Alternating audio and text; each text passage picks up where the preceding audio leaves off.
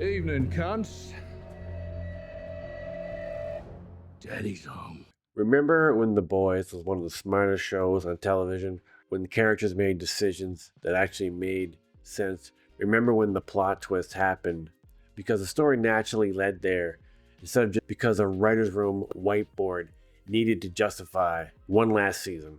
So about that. That was diabolical. After just watching the end of season 5, I started getting that uncomfortable feeling as I was getting through the season episode by episode.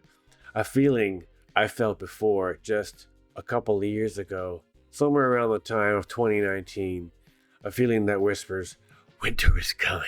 And by winter, I mean terribly contrived writing. Damn! Reminding me of the final season of Game of Thrones. The season started off strong, just like the show itself. The first 4 seasons were spectacular, and it's long been one of my favorite current shows. But the more I went through season 5, the more I almost started to laugh. I thought we were being played with how terribly written the show was and how heavy-handed and the very obvious parallels to what's happening in the world right now. If you can't beat him, join him.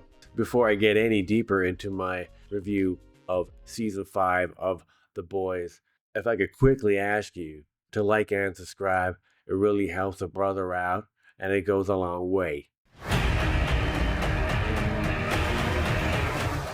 The biggest issue wasn't even the politics and the satire, not even Homelander. It's that the show increasingly feels like it's forcing the characters to make decisions just to keep the plot moving. Whether those decisions are stupid or not, the writers don't seem to be too interested anymore in asking what would this character realistically do based on the past 4 seasons. Instead they ask, so what keeps the storyline going for another 8 episodes? A huge difference. Describe the season finale of Game of Thrones in one word.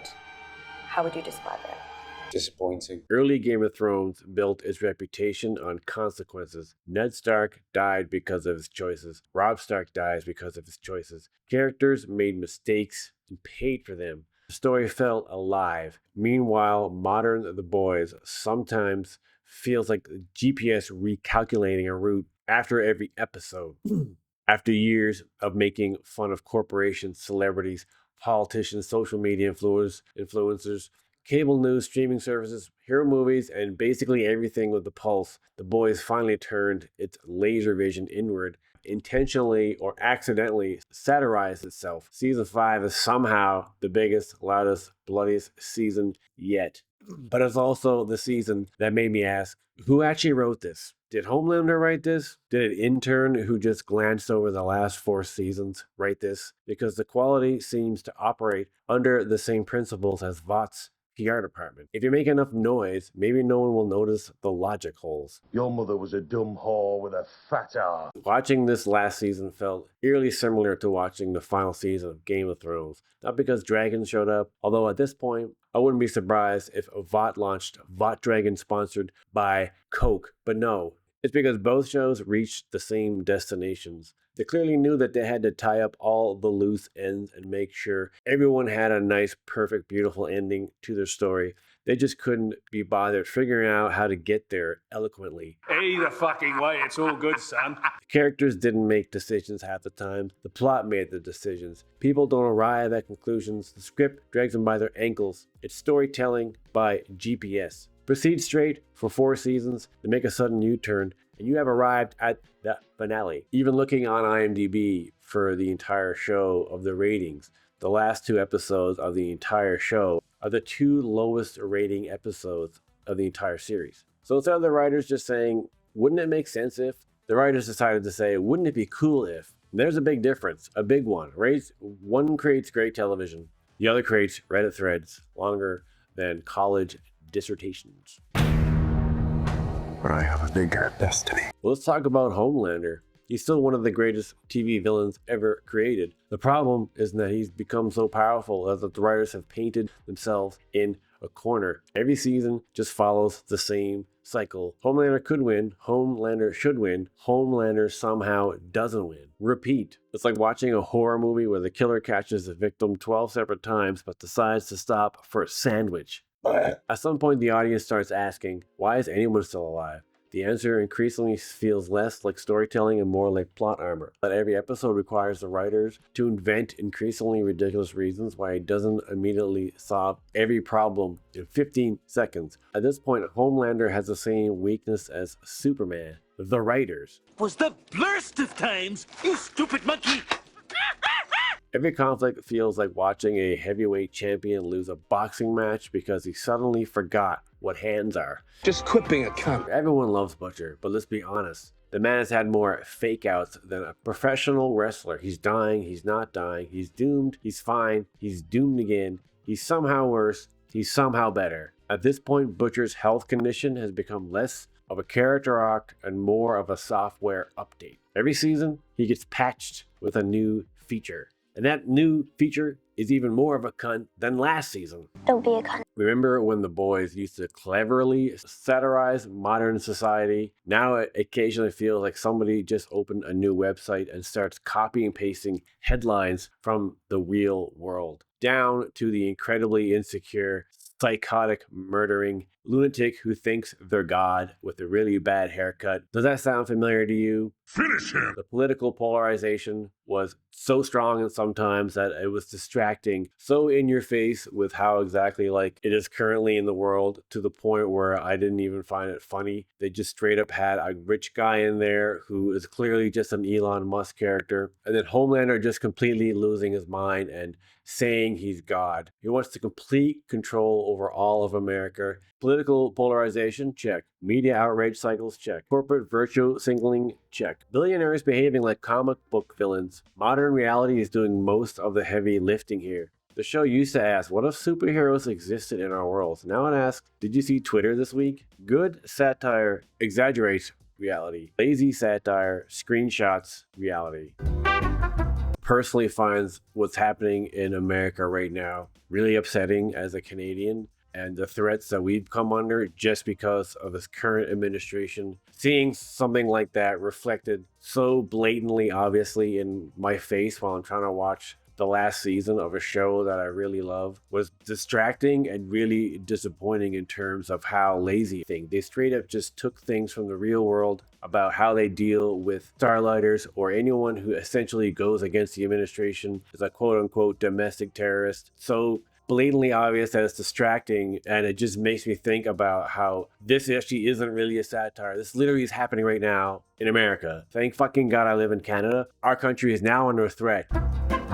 The amount of contrived writing deserves some scientific study. Characters survive situations they absolutely shouldn't. Characters miss obvious opportunities because the finale needs another episode. Characters with years of development suddenly behave like they suffered a concussion during the act breaks. Every storyline exists purely because someone in the writer's room apparently said, wouldn't it be cool if, without somebody asking, would it make sense if? There's a big difference. Wow, your skin is so oily, like hugging a McRib. And this season, deciding to have Kimiko speak, I thought was a huge mistake. That was part of her charm as a character and her relationship with Frenchie. As a child, Kimiko was experimented on with Compound V. Kimiko has transitioned from a feral, violent figure to a core member of the team, learning to control her aggression and using sign language to communicate. Development of her relationship with Frenchie was one of the best parts of the entire series. She shares this deep bond with Frenchie, which is something that grew out of her losing her brother earlier in the series. But once she started talking, her and Frenchie became this bickering couple. First 4 seasons, they really weren't officially a couple. They were close, but eventually they became closer and closer, fell in love. But then as soon as she starts talking, all the mystery was gone, and she just was way more interesting as a character because she didn't talk. But the relationship that developed between her and Frenchie got a little ruined. It was just a really contrived relationship that was developed perfectly over the first 4 seasons, but then in the 5th seasons they tried to smash them together. Second last episode, Frenchie dies, by the way, spoilers, and even that moment itself was ruined with how cheesy it was. Kimiko's actually just holding him after he got punched in the stomach by Homelander. They never exactly show what he did in their last final face-off. It looks like Homelander just punched him really hard in the stomach. Kimiko's holding him. There's this light shining down and is ascending into heaven. And Kimoko's holding him and thank you for saving me. No, thank you for saving me.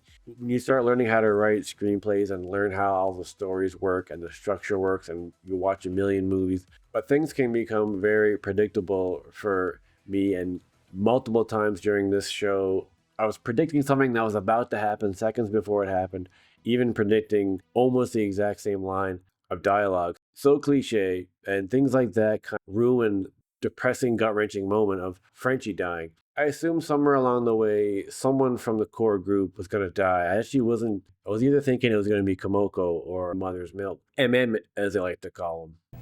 Throw in some overpriced nachos? Lead the way. Huey and Starlight were the two weakest characters in the entire series. They're both not very good actors, and they had no chemistry as a couple, and it just wasn't believable at all that they even liked each other. Carl Urban and Anthony Starr made career-defining performances. Their acting remained incredible throughout the entire season. The acting from Aaron Moriarty was pretty much abysmal. And I'm not even going to get into the pretty drastic plastic surgery that she got. They just kept flashing back previous seasons where she looked different. She just was such a bad actor the entire show. She turned herself into a piece of plastic. And by the end of the entire series, her face could barely emote properly anymore. It was so overdone. And then her relationship with Jack Quaid, absolutely zero chemistry. And even 5 seasons later, and Jack Quaid basically was just standing there screaming as blood spattered him in the face. You guys go ahead. They splashed blood in his face 5 times. It felt like there would have been a funnier moment for him to finally lose his mind with all the blood being splattered on him. But then even that little moment kind of fell flat. The amount of times he's had blood covering him throughout this entire show. And again, almost the entire show, Jack Quaid was just kind of useless and a whiny baby in the background and constantly just apologizing to Starlighter, having tantrums over her and then not, and then they're together and then they're broke up and then they're friends and then they're together and then they're broke up again. One second they're yelling at each other, the next second they're getting it on. And I still can't figure out how it is that Starlight doesn't just destroy him considering she's a soup and he's not. Huey was a soup for a little while and then he went back to normal. The overall problem with this last season is how just literal on the nose it is. I mean, it still has the fantastic effects and the action scenes are entertaining, and Anthony Starr could probably read a grocery list as Homelander and make it terrifying. But great performances can't completely hide a story that's increasingly held together with duct tape and optimism. If Homelander represents unchecked power, Vought represents something even scarier. A corporation that can survive literally anything. Public scandals, fine. Murder acquisitions, no problem. Supervillain incidents, hell yeah. Just launch a new product. Every season, Vought becomes more ridiculous parody of modern mega corporations. And somehow, every year, it feels less ridiculous. We're living in an era where companies can lose billions, trend worldwide for all the wrong reasons, and somehow emerge stronger 3 weeks later. I kind of want to help people. But then we have the biggest wild card of season 5, Ryan. Ryan isn't just Homelander's son, he's the future.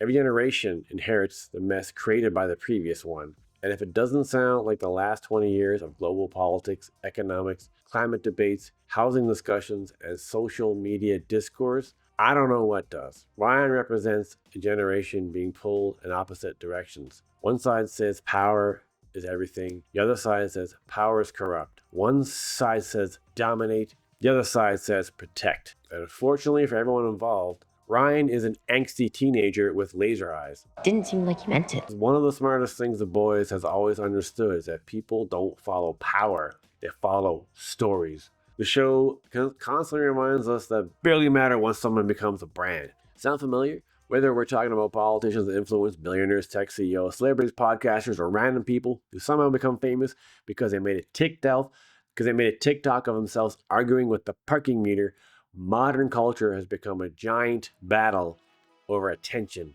And Homelander is basically the most insecure person in the world who has to have attention at all times.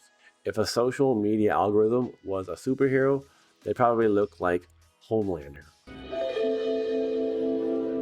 And then we come to the biggest what the F moment. They killed the dog.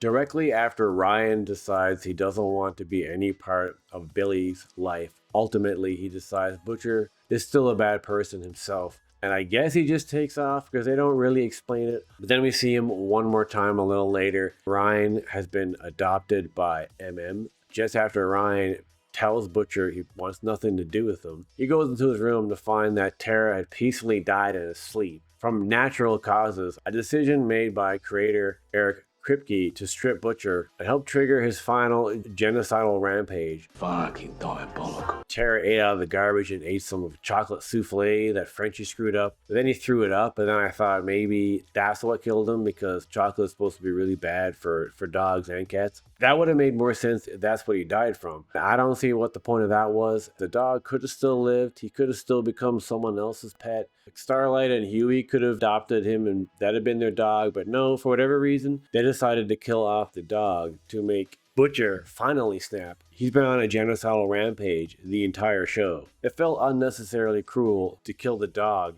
Random thing to do that I don't see what the point of is it. Praise be. And what is it? It's still genuinely entertaining, and it's still The Boys. It just started to get really preachy, and the very blatant parallels to modern day was just getting to be too much. The problem is that it often feels less like the natural conclusion to the story and more like the writers just trying to force puzzle pieces together after losing the map on the back of the box. Pretty good. The result is a season with an identity crisis, bigger ever, but rarely smarter. It can't decide if it wants to be violent, sappy, happy, funny, slow, boring, dramatic, gassy. Is it gas? It's gas, isn't it? Season 5 of The Boys is a television equivalent of a social media platform desperately chasing engagement. Louder, bloodier, more shocking, and somehow less satisfying. In the end, The Boys spend years warning us about what happens when spectacle becomes more important than substance. Then I looked directly in the camera and said, "Hold my compound V." Now you're gonna help us save the boys? Final score for Season 5 of The Boys. 3.5 typewriters out of 5. Entertaining, chaotic, but the storytelling was questionable and felt like the most weakest written season in the entire show, and just enough warning signs to give longtime fans like me flashbacks to the final season of Game of Thrones. That was diabolical! The cast is still phenomenal. The production value was incredible. Homelander remains one of television's all-time great villain performances. Great acting can only hide so much. At some point, the writing has to cash the checks it's been writing for the last 4 seasons. Season 5 spent 8 episodes delaying the inevitable, introducing some distractions, manufacturing excuses, and resetting the board again. The Boys risked joining a very unfortunate club. The club where fans say, "Hey, remember when that show was amazing?" And then somewhere in television history, Daenerys Targaryen is nodding knowingly from her grave. I would love to know what your thoughts are of Season 5 of The Boys. Like, subscribe, and let me know in the comments. Was I too harsh? Was I not harsh enough? What are your thoughts on the last season of The Boys? And do you agree that it's reminiscent of Game of Thrones? Did Season 5 make you start hearing the distant sound of disappointed Game of Thrones fans all over again? Thanks for watching. Keep writing.